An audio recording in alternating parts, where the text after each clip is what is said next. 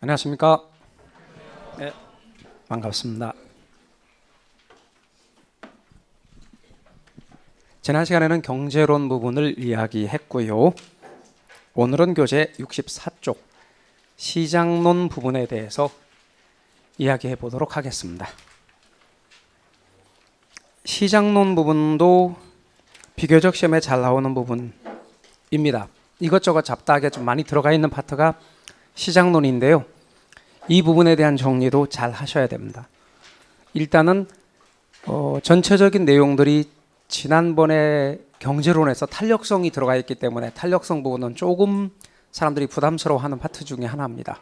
그보다는 조금 편하게 할 수 있는 부분이긴 합니다. 다만 공부할 분량이 조금 많이 들어있어요. 이것저것 무슨 론 무슨 설 이렇게 해서. 그러나 복잡하진 않다라고 하는 거 미리 말씀을 드리겠습니다. 64쪽에서부터 우리 이야기를 시작하겠습니다. 페이지는 64. 어떤 이야기부터 시작할 거냐면 시장이라고 하는 것부터 이야기를 시작할 겁니다. 지난 시간에 이런 얘기를 했죠. 한 사람 한 사람의 수요를 개별 수요라고 하고 개별 수요를 전부 다 합하면 시장 수요라고 했습니다. 한 사람 한 사람의 공급 또는 기업 하나하나의 공급을 개별 공급이라 하고 전부 다 합하면 시장 공급이라고 이야기를 했죠. 그래서 시장의 개념이 나오는 겁니다. 그러면 시장이란 말의 뜻이 뭐냐?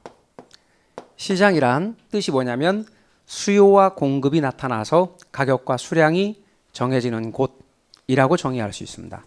다시 한번요. 수요와 공급이 나타나서 가격과 수량이 정해지는 곳.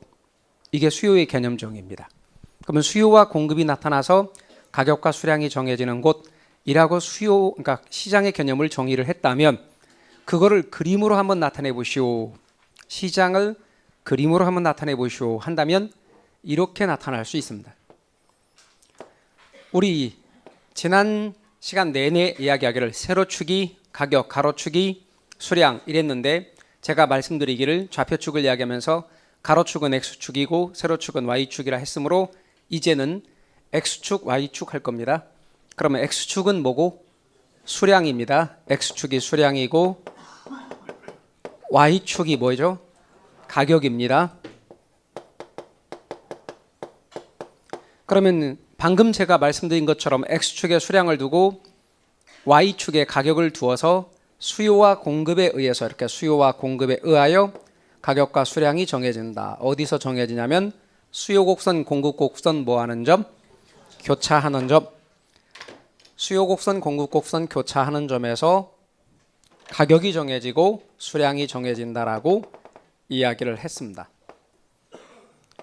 그럼 이렇게 가격과 수량이 정해진다라고 할 때에 저 가격, 수량 이때 이 가격을 우리 균형점에서 가격이 정해진다 해서 무슨 가격이라 했나요?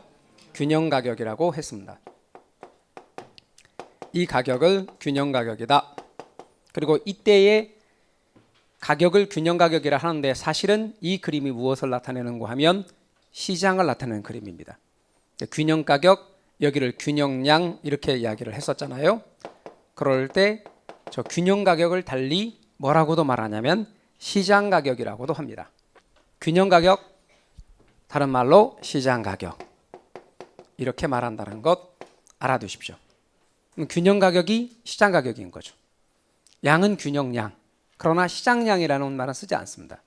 그래서 저를 균형 가격, 시장 가격 이 그림이 시장을 나타내는 그림입니다.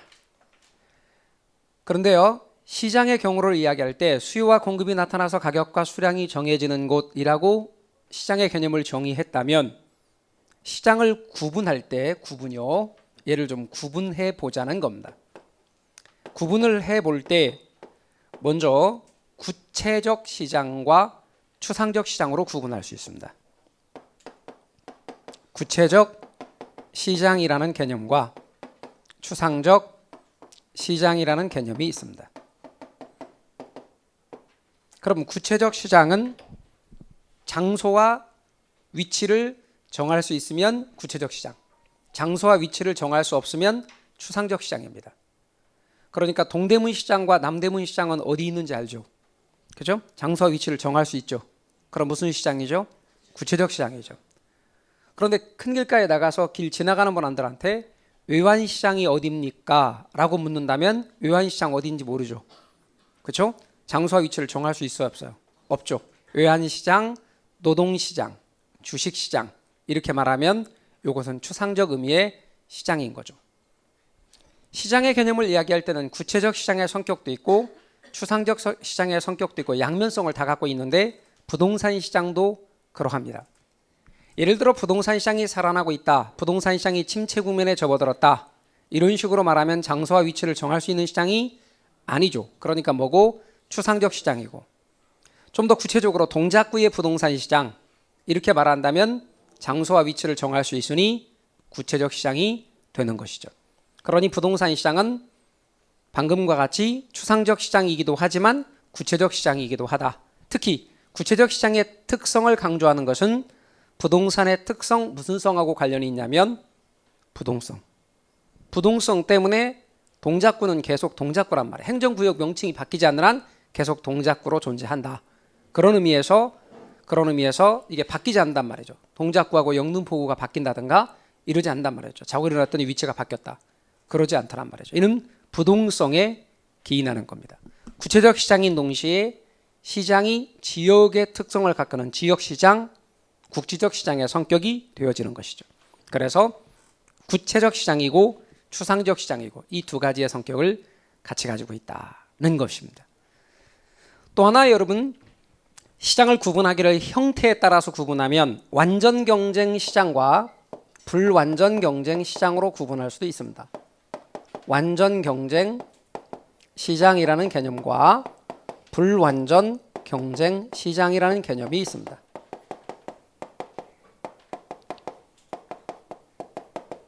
이렇게 또 구분합니다. 시장 형태에 따라서. 근데 결론부터 말씀드리면 완전 경쟁은 이론적 시장이고 현실에 존재하지 않습니다. 현실에 존재하는 부동산 시장이라든가 이런 것들은 대부분의 시장들은 다 불완전 경쟁입니다. 그럼에도 불구하고 완전 경쟁이 중요합니다. 왜냐하면 우리는 완전 경쟁을 기준으로 해서 경쟁을 평가한다든가 또 현실의 시장이 완전 경쟁에 얼마나 가까우냐에 따라서 이를 평가하고 비교하고 하기 때문에 완전 경쟁을 기준으로 해서 우리는 분석을 합니다. 그래서 완전 경쟁 시장이 중요하다. 얘는 이론적 시장이긴 해도 그리고 아무 말 없이 시장 그러면 전부 다 완전 경쟁 시장을 의미합니다. 그렇다면 이것도 시장을 나타내는 그림이라고 그랬는데 이게 시장을 나타내는 그림이다 그랬는데 이것도 역시 무슨 시장을 가정한 것이다? 완전 경쟁 시장을 가리킨 것이다. 그래서 우리가 아무 말 없이 시장이라고 말하면 전부 다 완전 경쟁을 가정하여 분석합니다. 완전 경쟁에 대해서는 좀 이따 이야기하기로 하고 현실의 시장은 불완전한 시장이라고 그랬는데 불완전 경쟁 시장은 다시 구체적으로 구분하면 독점, 과점, 독점적 경쟁 등이 있습니다. 그런데 이런 것들에 대해서는 여러분들이 사실은 모르셔도 됩니다. 왜냐하면 부동산 시장은 이들 성격을 다 가지고 있는 그냥 불완전 경쟁이다. 이렇게 나오지 구체적으로 독점이 뭐고 과점이 뭔지 이렇게 물어보지 않습니다. 단 한 번도 그런 적이 없으니까요. 그래서 여러분은 이런 것들에 대해서 구체적으로 구분할 필요는 없지만 다만 독점이라는 말은 시험에 등장합니다. 독점 이렇게 등장할 수 있습니다. 그럼 독점이 뭐냐면 공급자가 하나밖에 없는 것. 우리나라에서 현실에 공급자가 하나밖에 없는 것, 시장에서 공급자가 하나밖에 없는 것 대표적인 예를 들어보세요. 어떤 게 있죠? 우리나라에서 현재 시장에 공급자가 하나밖에 없는 거. 그 기업에서만 공급하는 거. 네? 담배 있잖아, 담배. 담배는 KTNG에서만 공급하잖아요. 그러니까 뭐예요? 독점이지. 담배는 대표적인 독점입니다. 그래서 공급자가 하나밖에 없는 것을 뭐라고 한다고요? 독점이라고 말합니다. 그러니까 기업 이꼴 시장이죠. 독점 시장 이꼴 독점 기업이죠. 왜냐하면 기업들을 합치면 시장이 된다 그랬는데 하나밖에 없으니까. 근데 과점은 뭐냐면 이게 적을 과자거든요. 둘 이상 되는데 소수에 의해서 대부분의 시장이 다 지배되는 것을 말합니다. 60, 70% 이상을 그들의 소수에 의해서 지배되는 것. 대표적인 게 전자, 통신, 정유, 자동차. 그러니까 여러분 통신만 하더라도 딱 떠오르는 회사들이 있잖아요. SK 있고 KT 있고 LG 있고 U 플러스 이렇게 딱 정해져 있단 말이에요. 그들에 의해서 시장이 대부분 지배되죠. 이런 걸 뭐라? 과점이라고 합니다. 둘을 합쳐서 뭐라고 부르냐면 독과점이라고 부릅니다. 불안정 경쟁의 대표적인 예로서 우리는 독과점의 경우를 들고 있죠. 독점의 성격과 완전 경쟁의 성격을 함께 지니고 있는 게 독점적 경쟁입니다. 독점적 경쟁은 어떤 것이 대표적인 예냐면 동네 미용실, 우리 학원 꽤 되지만 무지 완전 경쟁처럼 많지는 않습니다.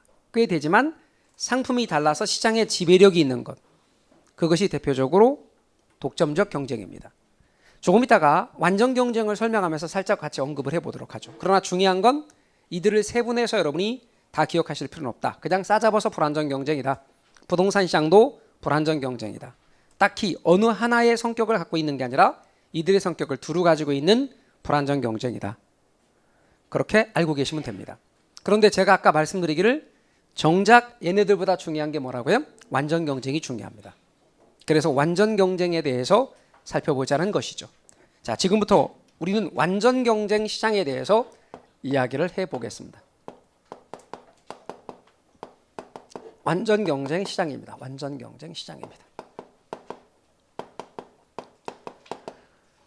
여러분, 완전 경쟁 시장이 왜 중요한가? 또 완전 경쟁을 왜 가정하는가? 우리 교재 64페이지 왼쪽 하단에 보시면 완전 경쟁 시장이 현실에 존재하기 힘든데도 완전 경쟁에 관심을 갖는 이유 해놨습니다.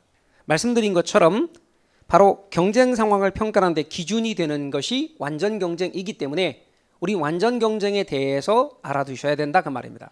우리 완전 경쟁을 기준으로 해서 시장들을 평가합니다. 경쟁을 평가하는 기준이 됩니다. 자, 그럼 완전 경쟁을 제가 설명하기 위하여 우선 완전 경쟁 시장이 되기 위한 성립 조건을 따져보기로 하겠습니다. 우선 완전 경쟁 시장이 되기 위한 성립 조건을 보면, 완전 경쟁의 성립 조건을 보면 다음과 같은 조건들이 구비됩니다. 제일 첫 번째는 구매자와 판매자가 아주 많다는 것입니다. 구매자와 판매자가 무지 많다, 다수다, 아주 많다. 여러분, 구매자와 판매자가 아주 많으면 그 중에 어느 하나의 기업이 시장에 영향력이 있을까요, 없을까요? 없죠. 지극히 영향력이 작습니다. 아주 많은 구매력이 있는 사람들이 그 중에 어느 하나는 시장에 영향력이 없죠. 우리 이런 이야기를 해보도록 하겠습니다. 여러분, 제가 말씀을 드리기를 가격이 올라갑니다. 그럼 수요량은 줄어든다고 이야기를 했습니다. 가격이 올라가면 수요량은 줄어든다. 이거 맞죠? 네, 가격이 비싸지면 수요량은 줄어듭니다. 가격이 떨어지면 수요량은 늘어납니다. 가격과 수요량은 비례해요, 반비례해요? 반비례.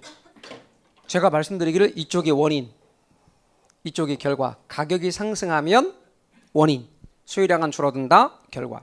원인과 결과 관계에서 원인을 무슨 변수라 그래요? 독립변수. 결과를 무슨 변수라 그래요? 종속변수. 그래서 얘가 독립변수, 얘가 독립변수, 얘가 종속변수. 종속변수. 이렇게 말을 했죠. 그래서 가격은 독립변수가 이렇게 될 수 있죠. 그런데 제가 말씀드리기를 이런 말씀 드렸죠. 수요량이 늘면 어떻게 될까? 여러분, 가격이 올라가면 수요량이 준다는 것은 개인이나 시장 전체나 마찬가지예요. 가격이 올라가면 개인에 있어서도 비싸니까 조금 사요. 가격이 올라가면 시장 전체적으로도 조금 사요. 그러니까 수요 법칙의 개별 수요도 우하향 곡선이고 시장 수요도 우하향 곡선인데 수요 곡선이 우하향의 모양을 가지는 까닭은 수요 법칙을 반영한 거라 그랬어요. 그러니까 개별 수요도 시장 수요도 다 이게 성립해요. 그런데 수요량이 는다는 말은 어느 한 사람의 수요가 는다는 얘기가 아니에요. 시장 수요가 는다는 뜻이에요. 아무 말 없이 수요량이 는다는 말은 암묵적으로 시장의 수요량이 는다 그런 뜻이죠. 그럼 사람들이 많이 산다는 뜻이죠. 개인이 많이 사는 게 아니고 사람들이 많이 산다. 그러면 가격은 어떻게 될까? 예? 많이 사면 수요량 30개, 공급량 30개로 최초의 균형을 이루고 있었는데 시장의 수요량만 50개로 늘면 초과 수요가 발생하니까 가격이 올라가죠. 가격은 올라갈 것이다. 시장의 수요량이 줄어들게 되면 사람들이 조금 사니까 물건이 남아 돌아서 초과 공급 때문에 가격은 어떻게 됩니까? 떨어지겠죠. 이때는 가격이 떨어지게 될 것이다. 그래서 시장의 수요량이 줄어들게 되면 시장에 물건이 남아돌게 되어서 결과적으로 가격은 떨어질 것이다. 이쪽이 독립변수, 이쪽이 종속변수. 그러면 가격은 종속변수도 될 수 있죠. 그러니까 아까 제가 뭐라고 말씀드렸냐면 가격은 독립변수도 될 수 있지만 종속변수도 될 수 있다. 이걸 가격에 뭐라고 말하냐면 이중성이라고 합니다. 가격의 두 가지 성격. 그런데 이것과 이걸 완전히 구분할 줄 알아야 돼. 이건 비싸면 조금 산다는 얘기고 이건 사람들이 물건을 많이 사면 가격이 올라간다는 얘기입니다. 한 번만 더 정리하고 저쪽으로 가겠습니다. 가격이 올라가면 공급량이 늘어난다는 말은 가격과 공급량은 어떤 관계? 비례관계. 비싸지면 많이 팔겠죠. 가격이 떨어지게 되면 공급량은 줄어들게 된다. 그럼 가격과 공급량의 관계를 보니 가격이 비싸지게 되면 공급량은 늘어나고 가격이 떨어지게 되면 공급량은 줄어든다. 그럼 얘가 무슨 변수? 원인이니까 독립변수. 얘는 무슨 변수? 종속변수. 결과는 종속변수. 이렇게 말했죠. 그런데 시장 전체적으로 공급량이 늘어나면 여기서 공급량이 늘어난단 말은 개별 기업의 공급량이 늘어난다 이런 개념보다는 시장 전체적으로 공급량이 늘어나면 시장에 물건이 남아요, 모자라요? 남으면 가격이 어떻게 돼요? 떨어지게 되죠. 시장의 공급량이 줄어들게 되면 물건이 귀해지게 되고 따라서 그런 경우는 가격이 올라가요, 떨어져요? 올라가게 되죠. 그러니까 여러분이 유념할 것은 공급량이 늘면 가격은 떨어진다. 가격이 올라가면 공급량이 늘지만 시장의 전체 공급량이 늘어나게 되면 물건이 흔해지게 되고 가격이 떨어진다. 공급량이 줄어들면 시장에 물건이 귀해지게 되고 가격이 올라가게 될 것이다. 이쪽이 독립변수, 이쪽이 종속변수. 그러니 가격은 독립변수도 되고 종속변수도 된다는 거죠. 가격의 이중성입니다. 그러면 다시 시장에 구매자와 판매자가 아주 많대. 그런데 어느 한 개인이 수요량을 늘렸대. 시장 전체 수요가 느는 게 아니라 어느 한 사람의 수요를 늘렸대. 그 한 사람의 수요를 늘리는 건 가격에 영향을 주느냐 안 주느냐 그 말이에요. 여러분, 수요자가 아주 많은 상황에서 어느 한 사람이 수요를 늘린다고 가격이 올라가지 않습니다. 무슨 말을 하고 싶은 거냐면 여러분, 대부분의 대한민국 사람들은 쌀을 먹습니다. 그럼 우리 쌀을 한번 생각해 보십시오. 20kg 쌀 한 푸대에 얼마 정도쯤 합니까 지금? 7, 8만 원이라고? 사보고 하는 말이야? 쌀 사봤어? 근데 7, 8만 원이라고? 맨 메이커 쌀만 먹나 보다. 야, 좋은 것만 먹는구나. 그래요. 그러니까 제 말은. 근데 7, 8만 원 그렇게 하길래 메이커 붙은 사람도 7만 원대예요 지금. 그런데 8만 원 그렇게 말하길래 가보세요 시장에. 그 올라서 그거야. 원래 6만 원대에서 7만 원대로 좀 올랐어. 근데 8만 원은 아니야. 어떤 브랜드가 8만 5천 원이요? 임금님표가 6만 얼마인데? 7만 얼마인데 참. 봤는데 제가. 강화 쌀은 비싸? 강화 쌀이 뭐일까요? 5대 철원 쌀도 제가 확인해 봤는데 7만 원대인데. 그래서 제가 요 강의 시간에 하면은 혹시라도 현실적인 얘기 안 한다 할까 봐 다 확인해 보고 지금 하는 건데. 그래서 보통 얼마 정도 하냐면 작년만 하더라도 6만 원 그랬는데 7만 원. 만약에 합시다. 평균에서. 그런데 8만 원이라 하더라도 사실상 제 말은 다른 물건과 비교할 때 상대적으로 싸다는 거예요. 왜냐하면 이거 4인 가족이 한 달 먹을 수 있어 없어? 20kg면 먹을 수 있죠. 어떤 분은 못 먹는다 그러던데 맨날 쌀만 먹냐고요. 아침 쌀 먹고 점심 쌀 먹고 중간에 간식으로 쌀 먹고 그래요? 4인 가족 한 달 먹을 수 있어. 그죠? 20kg 진짜 무거운 거죠. 여자분들은 20kg 못 들죠. 그죠? 여자분들은 못 들어요. 못 든다고 그래. 여자분들은 사람들이 보는 데서 못 들어요. 못 들어요. 사람들이 안 보는 데서 던지지. 그래서 20kg를 7만 원이다. 근데 이건 다른 물건에 비해서 상대적으로 싼 편이다. 우리가 가격을 놓고 볼 때 생필품이 7만 원이니까 비싸다고 느끼지만 한 달 먹을 수 있는 4인 가족이 한 달 먹을 수 있는 건 쌀 빼고 거의 없다. 그렇게 놓고 본다면 상대적으로 싼 편이다. 이걸 보고 안타까운 갑돌이가 수요를 늘리면 가격이 올라간다는 걸 생각해서 세끼 먹던 밥을 혼자 4끼로 늘렸다. 그럼 수요가 늘었으니까 쌀값이 올라가느냐 이거죠. 안 올라가요. 4끼 먹던 밥을 5끼 먹어도 안 올라가요. 가족 모두가 상의해서 5끼로 먹기로 했다. 그래도 쌀값은 올라가지 않고 배만 올라간다. 그러면 어느 한 개인의 경우는 시장에 영향력이 있다 없다? 없다는 뜻이에요.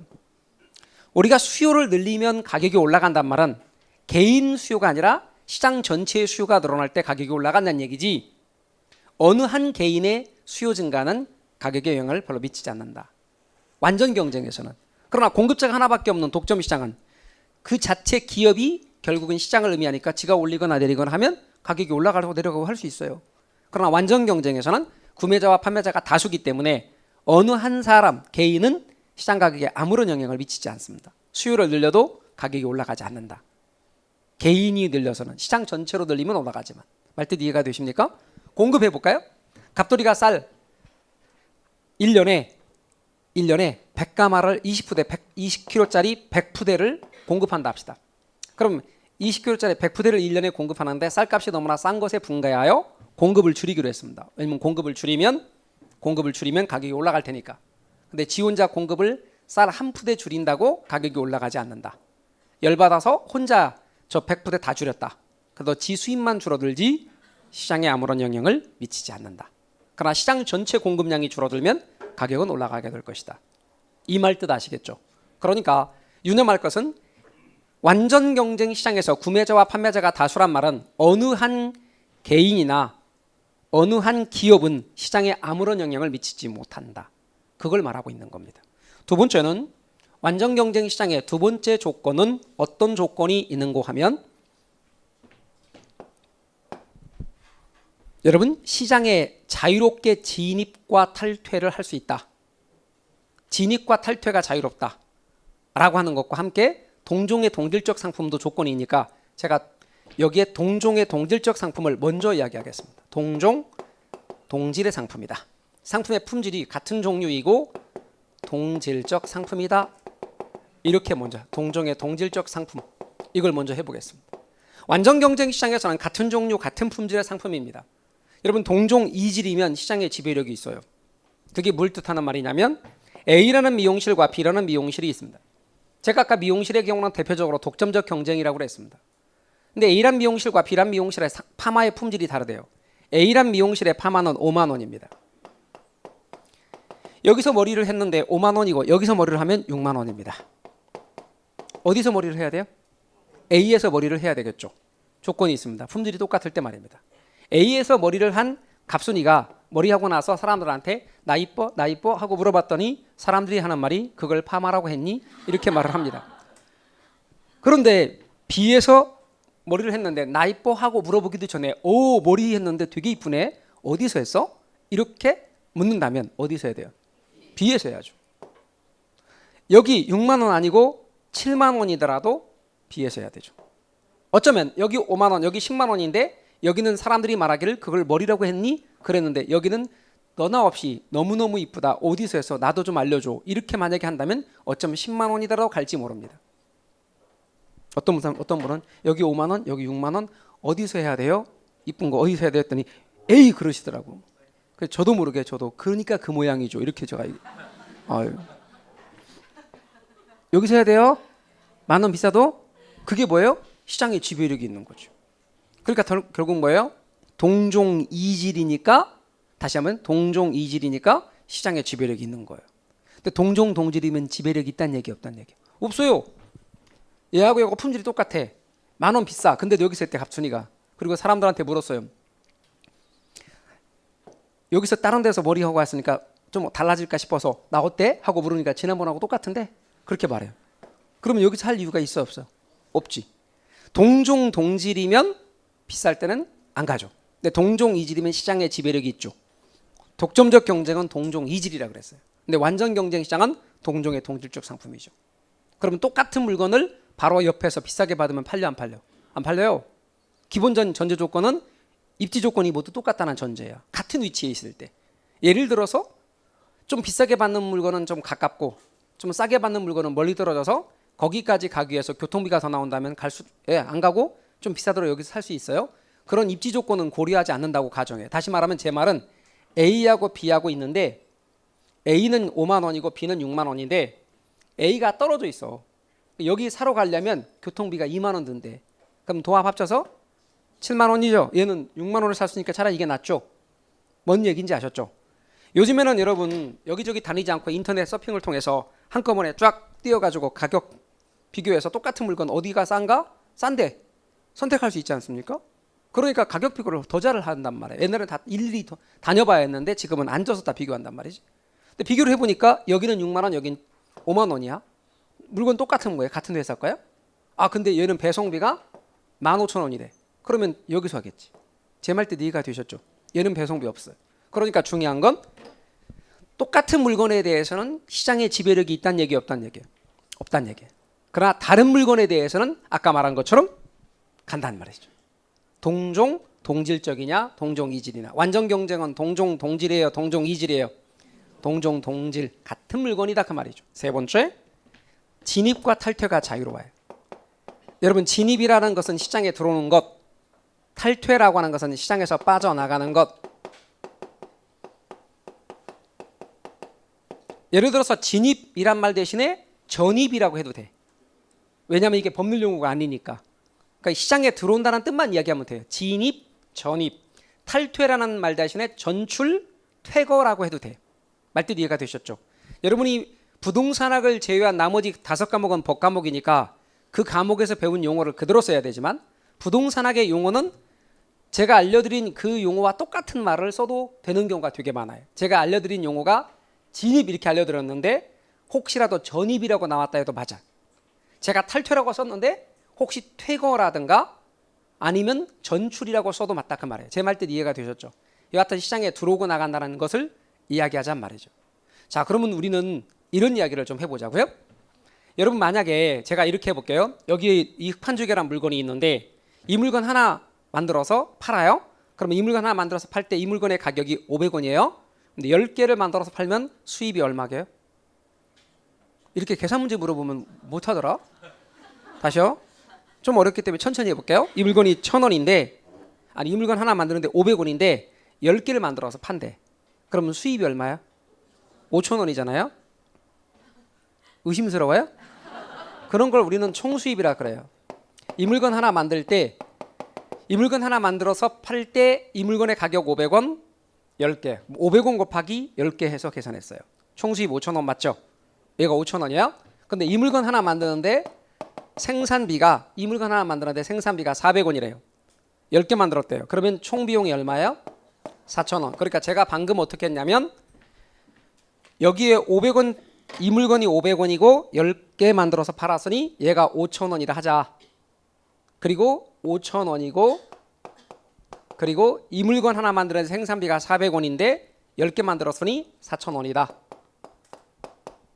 그러면 총수입에서 총비용을 뺀 값이 얼마예요? 1,000원이죠. 그걸 뭐라고 하게요? 그걸 총수입이라 또 한다고? 예, 그걸 뭐라고 하냐면 이윤이라 그래요. 뭐라고 한다고요? 따라서 이게 플러스 값을 갖잖아요. 1,000원 플러스잖아요. 그 플러스 1,000원을 뭐라고 말하냐면 이윤 그래요. 얘를 이윤이라고 해요. 이렇게 이윤이죠. 그런데 만약에 제가 이렇게 말한다고 합시다. 총수입과 총비용을 비교했어요. 총수입과 총비용을 비교했는데 총수입이 5,000원인데 총비용도 5,000원이야. 그러면 총수입과 총비용 뺀 값 0이죠. 이 값은 0이에요. 다시 총수입이 5,000원인데 이거 하나 만드는데 생산비가 6,000원이래. 아니 600원이래. 그럼 10개 만들면 6,000원이 되겠죠. 그러면 총비용이 6,000원이네. 그럼 5,000원 빼기 6,000원이죠. 그럼 얘가 5,000원이고 여기서 6,000원을 뺀다고 가정을 해보잔 말이에요. 그러면 마이너스 1,000원이죠. 마이너스 1,000원은 뭐게요? 예? 그러면 손실이라 그래요. 뭐라고 한다고요? 손실이라 그래요. 그러면 얘는 손실도 아니고 이윤도 아닌 상태죠. 다시 한번은 얘는 손실도 아니고 이윤도 아닌 상태잖아요. 그런 걸 일상에서는 유식하게 뭐라고 말해요? 똔똔이라 그래요. 뭐라고 한다고요? 똔똔. 그 똔똔을 이렇게 말합니다. 정상이윤이라고. 앞으로 여러분들은 정상이윤이란 말이 나오면 아, 똔똔을 가리키는 거다. 뭐도 아니고 뭐도 아닌 상태. 초과이윤도 아니고 손실도 아닌 상태. 그리고 이 정상이윤을 넘어선 것이 이윤이죠. 그런 의미에서 정상이윤을 초과한다는 의미에서 뭐라고 붙인다? 초과이윤이라 그래요. 그럼 앞으로 우리가 말하는 이윤이란 전부 초과이윤을 가리키는 거예요. 정상이윤은 이윤자가 붙었지만 이윤은 아니고 손실도 아닌 방금 말씀드린 것처럼 일상에서 말하는 똔똔, 또이또이 그게 바로 뭐다? 정상이윤. 그러니까 용어 잘 알아두십시오. 초과이윤, 손실, 정상이윤. 자, 그러면 어느 시장에 만약에 이렇게 초과이윤이 있는 상태라고 가정해 보죠. 초과이윤이 있다면 기업은 이 시장에 들어와요, 빠져나가요? 들어와요. 그러니까 이럴 때는 기업이 들어와요. 제가 아까 말씀드리기를 기업의 진입이 나타나요. 기업의 진입 이렇게 나타나요. 이럴 때는 기업이 들어와요, 나가요? 나가요. 그러면 이건 기업의 탈퇴가 기존의 시장에서 기업의 탈퇴가 나타나요. 이런 경우는 진입과 탈퇴가 없어요. 그러면 기업이 진입을 한단 말은 공급자 수가 늘어난다는 얘기예요, 줄어든다는 얘기예요?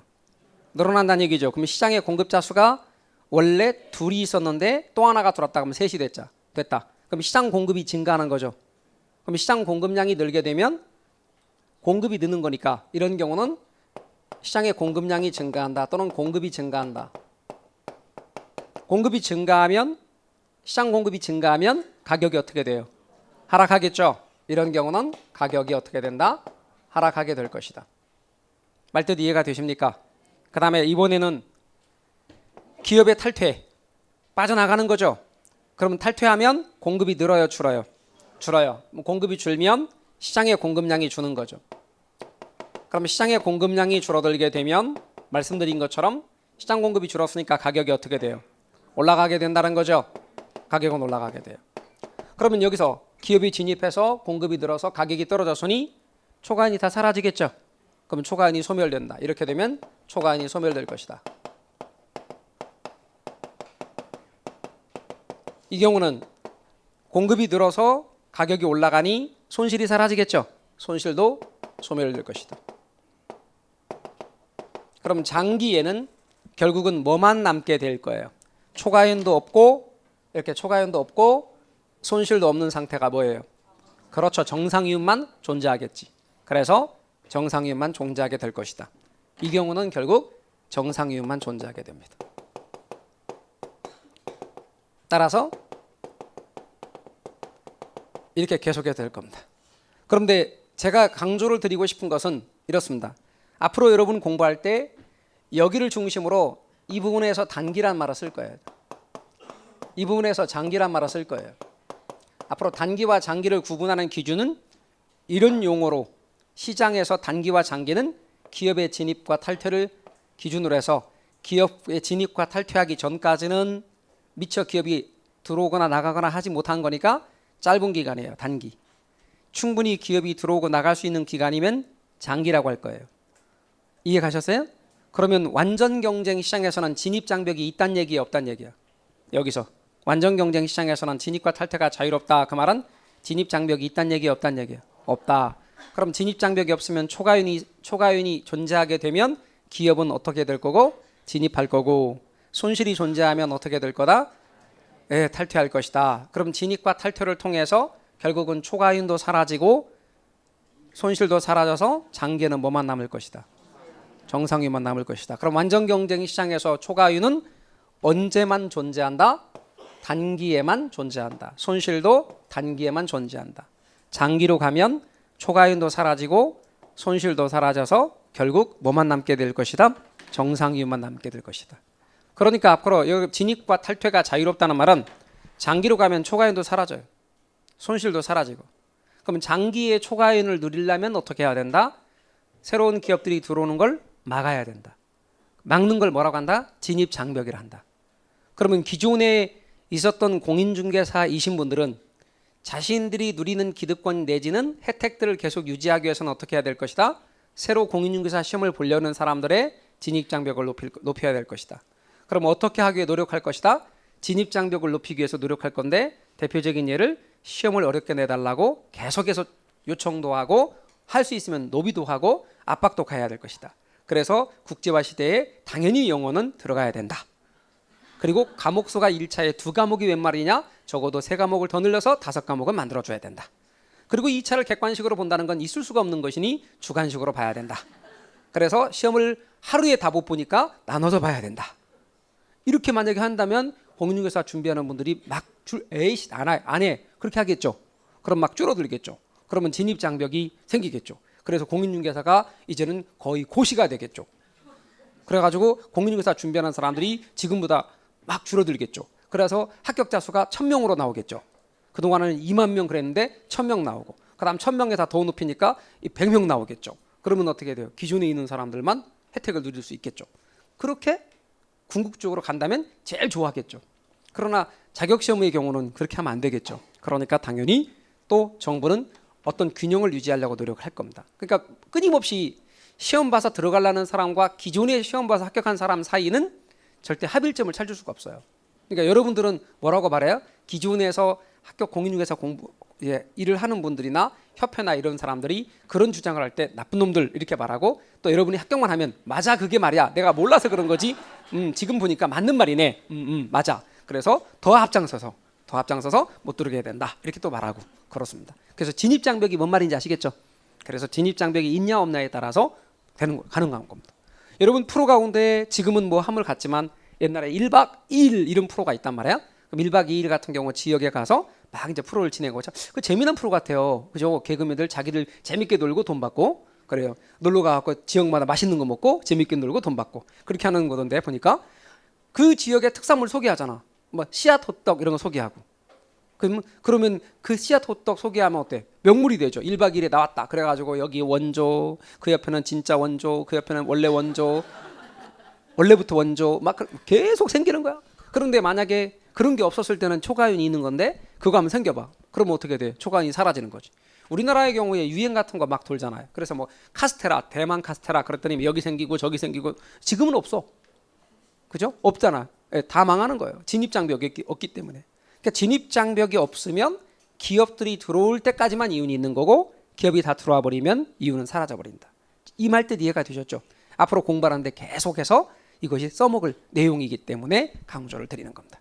진입과 탈퇴 자유로우냐 진입장벽이 있느냐. 완전 경쟁 시장은 진입과 탈퇴가 자유롭다. 진입장벽 없다.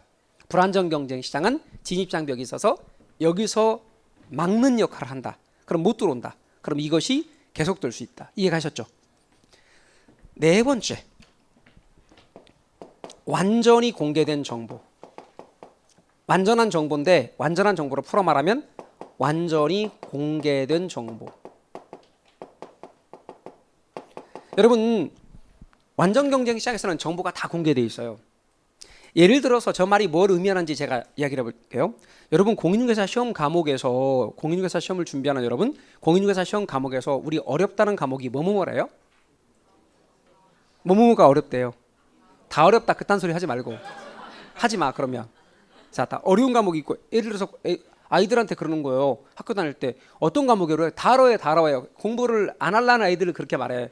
근데 공부를 하다 보면 이렇게 말하잖아. 무슨 과목이 어렵고 또 나머지 암기 과목은 좀 쉬워요. 이렇게 말하잖아. 그렇게 말하라는 얘기예요. 제 말은. 자, 뭐가 어려워요? 민계공 어렵다 그러잖아. 중개사법, 공시법, 세법 같은 경우는 우리가 소위 암기 과목처럼 이야기를 한단 말이에요. 그럼 민계공 3과목이나 5과목 시험 과목인데 3과목이 어렵다고 그러니까 부담스러운 거죠. 근데 더구나 민계공에서 민법이나 부동산학개론은 1차 과목이란 말이에요. 그중에서 부동산학개론은 나중에 공부를 해보면 알겠지만 부동산학개론은 어렵다고 하는 게 다 금방 아셔요. 사람들이. 계산 문제도 아홉 문제나 나오고 또 뭐 내용 보니까 막 이론이 이것저것 막 나오고 어렵다. 근데 많은 분들이 진짜 착각하는 것들이 민법이 어렵다는 걸 이해를 못하는 분 많아요. 나는 민법이 쉽구만 왜 어렵다고 그러지? 이렇게 말하는 분 진짜 많아요. 작년에도 뭐라고 한 줄 아세요? 막판까지 저는 민법은 좀 되는데요. 개론이 어려워요. 그런 분들 제가 기억하고 있잖아. 그 나중에 가서 물어보잖아. 몇 점 나왔냐고. 민법은 개론은 부동산학개론은 65점 나오는데 민법은 40 몇 점 나왔어요. 그게 되냐고. 그게 된 거냐고 그게. 뭐가 된 거냐고 그게. 그런 경우 있어요. 진짜 그렇다니까 착시 현상이 가장 심한 과목이라고. 그래서 부동산 학개론, 민법, 공법은 법이 6개니까 그냥 듣다 보면 왜 어려운지 금방 이해가 돼. 그래서 어렵구나 이렇게. 그런데 이 중에서 부동산학 개론 여러분이 이제 고민하고 있는데 누군가 살짝 여러분한테 가서 이렇게 말하는 거예요. 살짝, 아주 살짝. 여러분, 부동산학 개론 실제 시험 문제 40문제를 100만 원에 사실래요? 여러분에게 딱 이렇게 제안했다 합시다. 그리고 진짜 그 비밀이고 만약에 여러분하고만 한다고 하면 솔직하게 사실래요? 사실래요? 안 사실래요? 어떤 분 안 산대 참네. 그래서 제가 뭐라고 그러면 한번 해볼게요? 그랬거든요. 아니 시험 봐보면 알 거예요. 저는 1000만 원에다 산다 진짜. 만약에 그런 게 사실이라면 100만 원에 살래요? 안 살래요? 사시죠? 사시죠? 아니 제가 소개하려고 그런 게 아니고 사시죠? 근데 작년 문제래. 사요 안 사요? 작년 문제래. 기출 문제인데 작년 문제래. 100만 원에 사요 안 사요? 안 사요 안 사. 작년 문제는 그냥 얻을 수 있죠. 에듀윌에는 해설까지 따라서 그냥 주는데 뭐 그냥 얻을 수 있어. 그냥 얻을 수 있는 문제는 돈 내고 사요 안 사요? 안 사요 안 사. 지금 공단 들어가면 기출 문제 다 내려받게 할 수 있어요. 안 사요. 근데 지금처럼 기출 문제를 공개한 거 시험 보고 시험지를 갖고 나온 게 언제부터냐면 10회 때부터예요. 그러니까 9회 때까지만 하더라도 시험지를 내고 나왔다고. 시험지를 내고 나오고 지금처럼 이신청 제도가 없었다고. 지금은 시험 본 날 가답안을 발표해서 바로 나오자마자 내가 합격 불합격을 다 알아. 그리고 혹시라도 이 문제는 이상한 것 같다 하면 이신청이란 걸 해. 그런데 옛날에는요 9회 때까지만 해도 시험지 내고 나왔고 무슨 이신청이 이런 제도가 없었어요. 그냥 딱 이것만 발표해. 합격 불합격만. 그럼 내가 불합격된 내가 합격된 것 같은데 불합격이래. 그래서 전화했죠. 왜 불합격이에요? 그럼 거기서 뭐라 그래? 불합격이라는데 말이 많다. 그리고 불합격이야 그냥. 무슨 항의할 데가 없는 거야. 그렇게 놓고 보면 공인중개사 제도의 발전사가 대한민국의 발전사야 진짜. 엄청난 장족의 발전을 한 거야 우리나라. 엄청 민주적이 된 거죠. 자 그런데 9회 때 이전도 실은 기출문제를 구할 수 있었어요. 어디 가면? 옛날에는 학원들이 꽤 괜찮은 학원들이 가까운 노량진에 큰 학원들이 많이 있었습니다. 노량진에 가면 구할 수 있었어요. 어떻게 구하는지 아십니까? 공개되지 않은 시험 문제인데 미리 시험 보러 가잖아요. 얘기하는 거야. 앞에 있는 분한테 당신은 1번부터 5번까지, 당신은 10번부터 5번부터 6번부터 10번까지 이렇게 할당을 줘. 그러면 시험 보고 나서 그거를 손바닥에 써오든지 이마에 써오든지 아니면 수험표 뒤에 써오든지 그래놓고 그걸 사는 거야 학원에서. 한 문제당 얼마씩. 그런데 한 사람한테만 부탁하면 안 되니까 적어도 2사람 정도 부탁해서 전체를 사는 거야. 그래서 그거를 다시 조합해서 문제를 만들어서 시험지 위에다가 본 문제는 수험생의 기억에 의해 복원된 문제입니다. 이렇게 하고 그걸 해설 달아서 팔았어요. 근데 뭐 시험 봐갖고 자기가 이름 썼는지 안 썼는지도 헷갈리고 그런 사람한테 무슨 어떻게 시험 문제를 보고 기억에 의해서 복원할 수 있겠어요. 다 적어와요 손바닥에. 그러면 그걸 사가지고 팔았다고. 해설도 달아서. 참 조잡하게 그렇게 만든 게 한 회분인데 그 당시에 2,000원 그랬는데요. 지금으로 놓고 보면 돈 가치로 아무리 적게 잡아도 10,000원은 넘어요. 그러면 생각해보세요. 한 회분 기출문제를 10,000원에 살려면 어디 와야 되냐면 서울의 노량진 학원에 와야 됐다고. 저 지방 같은 데는 있지도 않아. 그럼 지방에서 공부하는 분들은 일단 기차를 타. 그리고 서울역으로 와. 서울역에 와서 다시 1호선 전철을 타. 노량진에 와서 거기 가서 샀다고. 그런 일을 했단 말이에요. 옛날에는. 좀 더 기출문제 보고 싶은 사람들은. 공개가 되지 않는 정보는 그 정도 가치가 있었습니다. 근데 지금은 아까 말했잖아요. 컴퓨터 들어가서 내려받기 하면 바로 내려받을 수 있다고. 에듀윌이 들어가면 기출 해설까지 달아있다고. 거기다 그냥 무료 해설도 있어. 그러니까 그런 거는 돈 주고 안 산단 말이에요. 공개가 된 정보는 가치가 있다 없다? 없다는 거예요. 말뜻 이해가 되십니까? 공개가 된 정보는 가치가 없다. 그런데 공개가 된 정보는 전혀 가치가 없어요. 돈 주고 사지 않아. 근데 공개가 되지 않은 정보는 가치가 있죠. 예를 들면 어느 지역을 개발한다는 정보 공개가 안 됐어. 나만 알아. 어떻게 아느냐? 나 그거 알기 위해서 어떻게 그거 알고 있는 사람에게 돈 많이 썼어. 그래서 그분이 뭐 많이 주지 말고 한 500만 원만 이렇게 하고 맛있는 거 사라고 해서 500만 원 썼어. 그럼 그 정보 가치가 얼마인 거예요? 500만 원인 거야. 그리고 예를 들어서 그러한 정보를 내가 얻은 결과 500만 원 주고 얻은 결과 1,000만 원 벌었어. 그러면 실제 초과에는 500만 원이 존재하는 거죠. 이 말뜻 이해가 되시죠? 그러니까 정보가 공개가 되지 않은 정보는 가치가 있지만 공개가 된 정보는 가치가 없다. 정보 가치는 0이다. 정보 구입 비용도 0이다. 완전 경쟁 시장은 이렇게 네 가지를 기본 전제로 합니다. 정보가 다 공개되어 있습니다. 그리고 아까 제가 뭐라고 그랬냐면 입지 문제 고려한대요, 안 한대요? 안 한대요. A하고 B가 똑같은 위치에 있다고 가정해요. 예를 들면 여기가 500원이고 여기가 600원인데 제가 아까 말씀드리기를 얘는 먼 곳에 있고 얘는 가까운 곳에 있으면 600원이 들어 살 수 있으니까 그런 경우 말고 얘하고 위치가 똑같다. 갑돌이가 물건 사러 가는데 모두 똑같은 위치에 있다. 그리고 물건도 똑같다는 사실도 다 안다. 그런데 얘 600원 받으면 팔린다, 안 팔린다? 안 팔린다. 그러면 얘가 팔리려면 얼마 받아야 된다? 500원 받아야 된다. 그러면 어느 집에 가든지 똑같은 물건은 가격이 500원 하나밖에 없겠죠. 그래서 완전 경쟁 시장에서의 특징을 보면 완전 경쟁 시장은 이런 연유 때문에 어느 집에 가든지 똑같은 물건의 가격이 하나밖에 없는 일물 일가의 법칙이 성립합니다.